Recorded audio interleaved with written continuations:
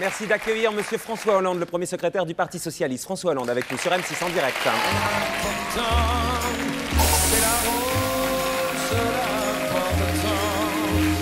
Bonsoir. Merci beaucoup d'être là. Patrick Bruel, Cécile de France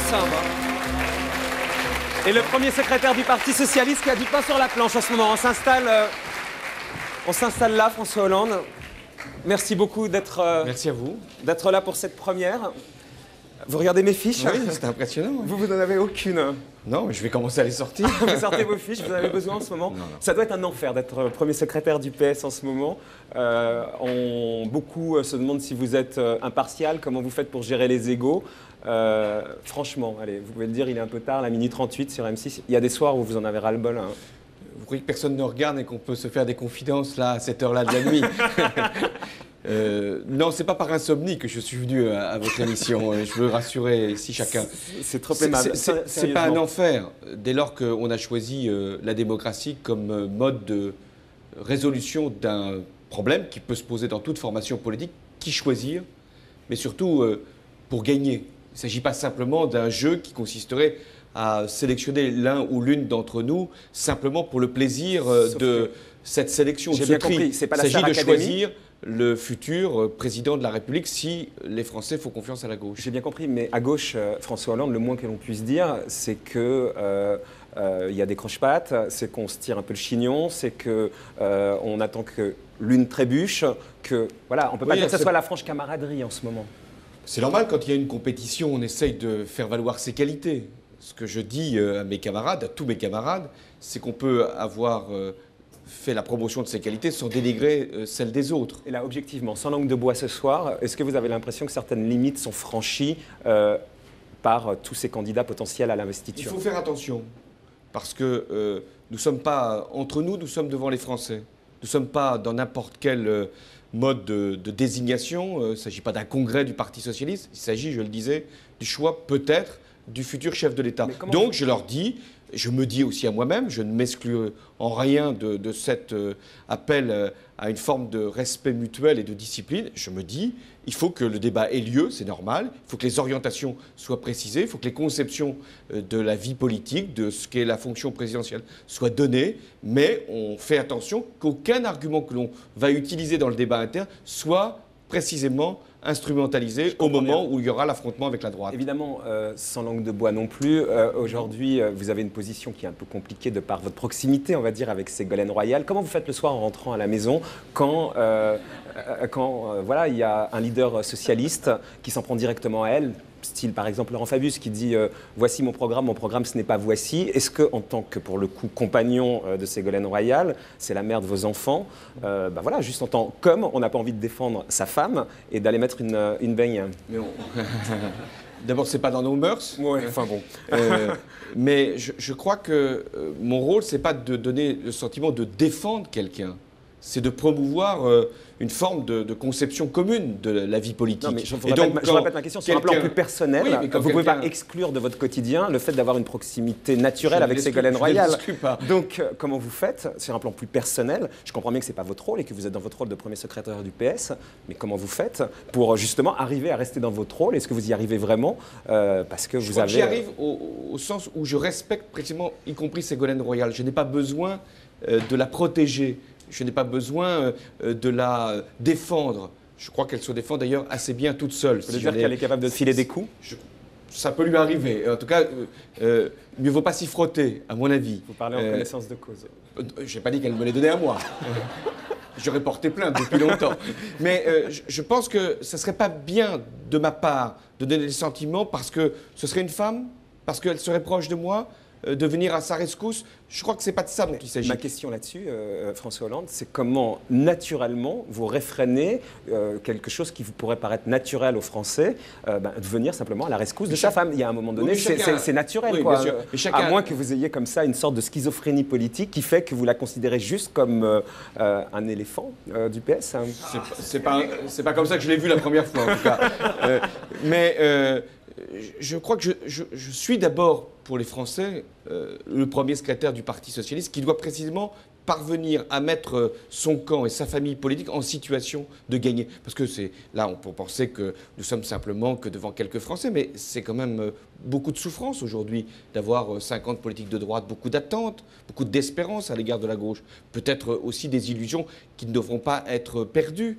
Donc je crois qu'on a tous, et moi le premier, parce que je suis le premier secrétaire, cette responsabilité-là. Il faut faire gagner la gauche. Je ne veux pas me retrouver dans une situation comme en 2002. Est-ce que vous dites à vos petits camarades du PS, vous sifflez la fin de la récré et vous leur dites, ce que vous êtes en train de nous dire ce soir, c'est fini de se tirer dans les pattes, on a un discours de fond à faire entendre, et là on entend que la forme des gens qui se tapent un peu les uns sur les autres. Oui, d'autant qu'on a adopté tous le même projet, le projet socialiste. On a tous défendu les mêmes propositions, et on va le faire tout au long des prochains mois. Et l'élection présidentielle, ce n'est pas simplement un choc d'ambition, ce n'est pas simplement un affrontement entre un homme et un homme, ou un homme et une femme. Vous savez bien que c'est aussi ça. François Hollande. Mais ce n'est pas seulement ça. Cet homme, cette femme présentera un projet, un programme, un changement pour ce qui nous concerne. Ça pourrait être vous, François Hollande? Mais moi, je me pose cette question qu'en fonction de l'utilité. Quand vous rasant le matin, quoi. Non, parce que finalement, comme je le dis souvent, il faut chaque fois avoir une fonction. Se raser, c'est pour ne pas se couper, c'est pas simplement pour penser à l'élection présidentielle. C'est absurde de penser qu'il faudrait avoir cette obsession-là. Moi, je n'ai pas en même temps, pour être président de la République, il faut un moteur. Alain Duhamel dit qu'il faut aimer l'odeur du sang, il faut rêver de ça depuis qu'on est tout petit. François Mitterrand, paraît-il, disait de vous que vous rêviez de ça, que vous vouliez être président, et il vous disait que vous le serez un jour. Est-ce que c'est quelque chose qui vous motive, François? Moi, je n'ai pas une obsession. Je crois qu'on peut séduire sans être un obsédé. Donc, il y a un moment où il faut simplement présenter ce que l'on croit être le mieux de soi-même. Pourquoi vous attendez autant pour vous prononcer là-dessus? Pourquoi vous ne dites pas Parce que je suis là aussi celui qui doit fixer les règles. Il y a une date qui est donnée. En octobre. Le 3 octobre pour déposer sa candidature. Puis on aura un vote le 16 novembre. Tous les militants adhérents du Parti socialiste, 100 000 nous ont rejoints pour cela, pour voter, pourront le faire le 16 novembre. Alors moi, qu'est-ce que je fais? Je dis à tous ceux, et je me mets également dans le lot, qui peuvent se dire « mais j'ai la conviction, j'ai la force, j'ai le désir, j'ai l'envie », je leur dis « réfléchissez bien. Réfléchissez bien avant de déposer votre candidature. Est-ce que c'est vraiment utile ? Est-ce que c'est vraiment la candidature qui permet de gagner ? Je vais vous poser la question. Est-ce que c'est la candidature qui permet de rassembler ? Aujourd'hui, si la date butoir était aujourd'hui, est-ce que vous vous présenteriez ? Mais justement, ce n'est pas aujourd'hui. Non, mais c'est tout simple la vie. C'est un cas de figure. C'est le 3 octobre, nous sommes le 12 septembre. Est-ce que vous attendez grosso modo que Lionel Jospin se prononce, comme ça vous verrez en fonction de ce qu'il fait? Non, je pense que Lionel Jospin, il est comme les autres, il doit réfléchir. Comment vous expliquez que Lionel Jospin, il a fait le tour des présidentiables possibles au PS? La seule qu'il ait oubliée, c'est Ségolène Royal. C'est son choix. Oui, mais ça, j'ai bien compris que c'est son choix. Je pense que votre opinion moi, je vais les voir tous. Je pense que lorsqu'on est dans cette réflexion, quand on est dans cette décision, qu'on se pose la question, est-ce que je dois, je ne dois pas, est-ce que c'est vraiment utile? On voit l'ensemble des protagonistes. Est-ce qu'il fait une erreur en ne la rencontrant pas aujourd'hui? Moi, je la rencontre. Est-ce qu'il fait une erreur, François Hollande, en ne la rencontrant pas aujourd'hui? Moi, je le rencontre. Est-ce qu'il fait une erreur, François Hollande, en ne la rencontrant pas aujourd'hui? C'est son choix. On verra si c'est une erreur. Chacun fait ce qu'il veut. Chacun fait ce qu'il veut. On a demandé aux Français, nous, savoir si, sur ce rôle que vous avez un peu particulier en tant que premier secrétaire du PS, en même temps peut-être futur candidat, en même temps compagnon de Ségolène Royal, et en même temps à avoir à gérer comme ça l'investiture au PS, s'ils vous trouvaient impartial. À votre avis, on leur a demandé si vous auriez tendance à vous favoriser, vous, à être impartial et être normal avec les autres, ou favoriser Ségolène Royal? À votre avis, ils répondent quoi, les Français, là-dessus? On me dit souvent que je favorise Ségolène Royal. On va voir ce que disent les Français. Bah, les Français disent l'inverse, exactement. Voilà, en fait, ils pensent que vous favorisez vous d'abord. Hein. Regardez le sondage. C'est parce qu'ils me prêtent pour peut-être leurs propres intentions. Ensuite, ils trouvent que vous êtes neutre. Et enfin, en minorité, ils pensent que vous favorisez Ségolène Royal, en fait. Ce qui prouve que ceux qui me font ces reproches-là ne sont pas compris des Français. Ça vous donne des ailes? Non, pour l'instant ça va, je n'ai pas besoin d'elle. En même temps, vous avez un certain nombre de surnoms au PS, j'ai lu ça. Possible, je crois que ça vous amuse en même temps. On va voir. Je ne sais pas, mais vous les connaissez comme moi. Arnaud Montebourg, qui travaille maintenant avec votre campagne, vous appelle Flamby. C'était il y a longtemps. Mais est-ce que ça sans être que sur la forme, est-ce que c'est choquant pour vous qu'un des leaders du PS, qui travaille aujourd'hui avec votre campagne, vous ait appelé même il y a longtemps Flamby? Oui, mais il a appris qu'il ne consommait pas facilement. Hein, voilà. Si je veux dire, il s'est cassé le dent sur Flamby. Ah ouais, on peut même se casser les dents sur un flanc. Quand on a des petites dents. Et Arnaud Montebourg a des petites dents. Je crois, oui. Vous êtes coriace en même temps. Plutôt, oui. Je résiste plutôt. Oui. Et aujourd'hui, vous êtes zen, François Hollande. Oui, parce que je dois apporter de la sérénité là où elle n'est peut-être pas toujours présente. Je dois apporter de la tranquillité là où il y a de l'agitation. Je dois dire à tous ceux qui nous font confiance, ne vous en faites pas trop, on choisira bien et on fera gagner la gauche. Est-ce que par exemple le faux pas, on va dire, de Ségolène Royal pendant le week-end, là où elle a un peu rabroué cette jeune socialiste en la ridiculisant un peu, elle l'a appelée après pour s'excuser, vous estimez-vous que c'est un faux pas? Ce matin sur RTL, Dominique Strauss-Kahn disait qu'elle avait perdu ses nerfs.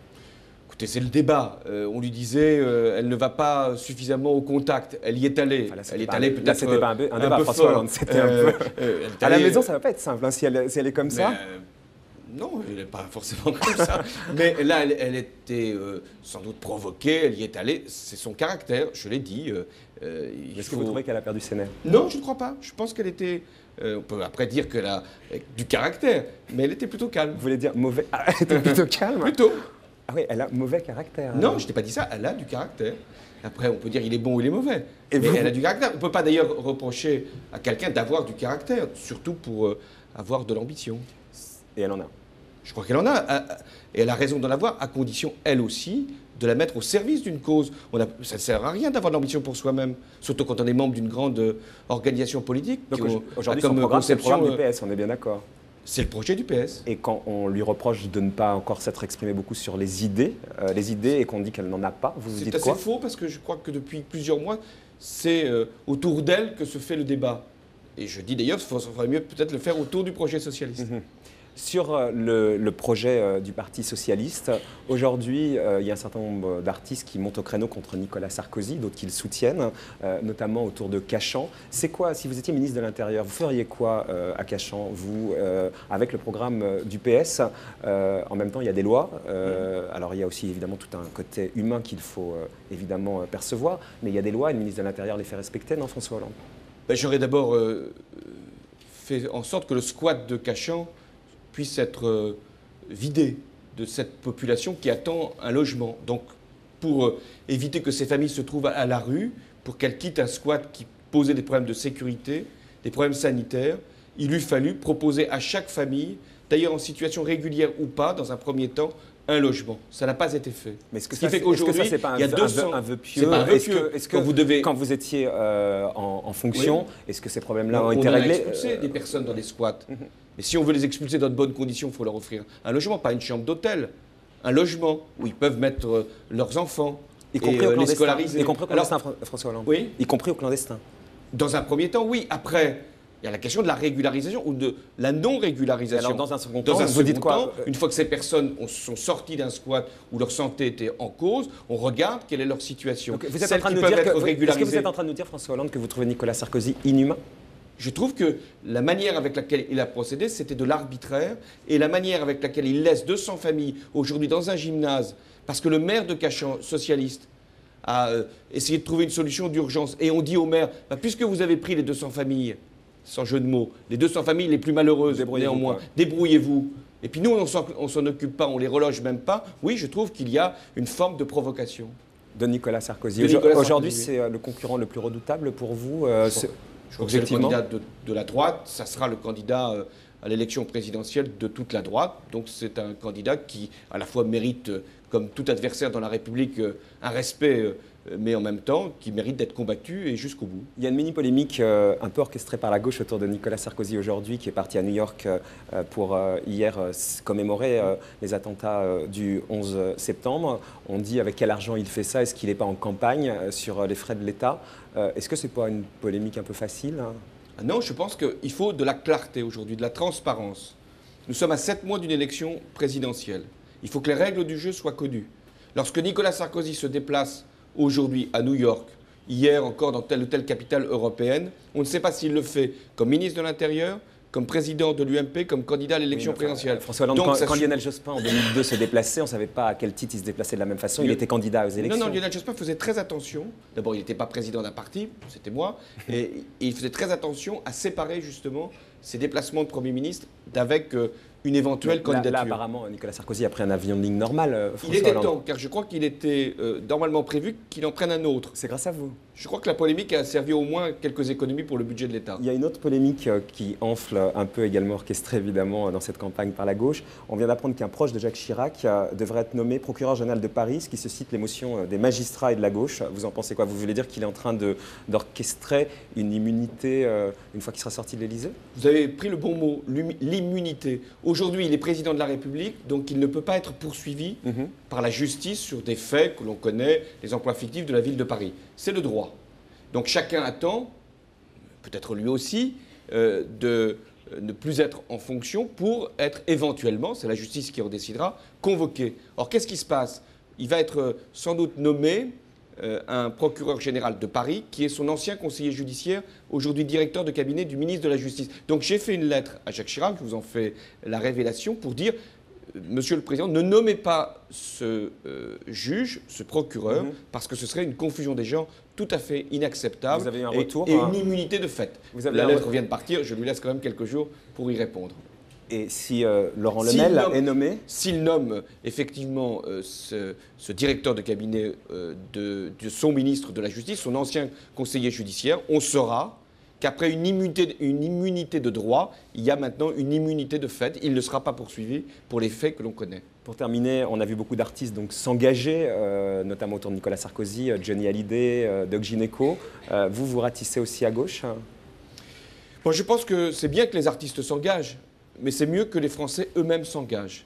Oui, mais ça peut donner envie aux Français de s'engager. Oui, mais je crois que ce qui fait à un moment une mobilisation, c'est une conviction, c'est une idée.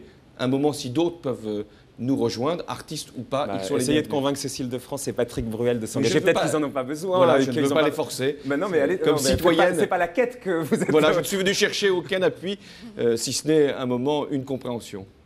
La compréhension, Patrick Bruel. C'est-à-dire que tu penses qu'on va te parler à 15 km là, comme ça. On n'est pas si loin que ça. Magnifique. On n'est pas si loin que ça. Non, c'est sûr. On n'a pas été invité au dîner là-bas.